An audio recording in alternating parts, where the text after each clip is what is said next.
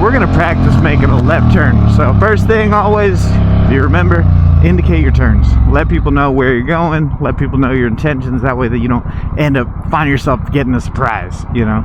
Let people know ahead of time. Second thing we're gonna do, watch the turn. Understand where the turn ends. So on certain streets, you're gonna have the the middle divider. You see that right here? There's like the middle divider between the two lanes, right?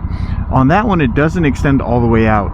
It just goes to, it stops like maybe 4 or 5 feet before the crosswalk begins, whereas on that one, it starts right at the crosswalk. So what we want to do, understand where our turn points are, understand how, especially if we're on this inside lane, exactly how far we can turn out.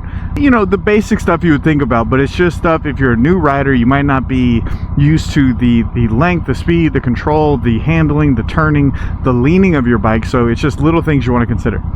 So we see here, we got a 2-lane left turn. We have this big guy right here. He seems nice.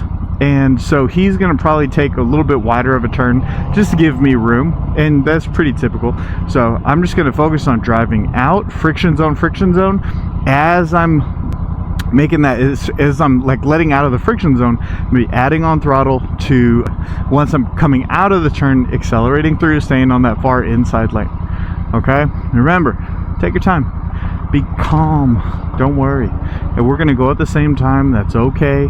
I can start a little more inside. Remember, when you're starting to turn from a stop, you can kind of just point your wheel in the direction you want to go, right? If you're at really low speeds, head through the turn, accelerate out, shift, and keep moving. Remember, when you're taking a turn from a stop or from like really, really low single-digit speeds, you don't have to, you know, try and counterlean. You're just going to point the wheel. You're just pointing the wheel in the direction you want to go. And if you do that, you're going to be fantastic. But I mean, you can do it the other way, which is pushing your hand in the direction you want to go. So when we're at speed, if we want to go left, we push left. If we want to go right, we push right. Think Superman.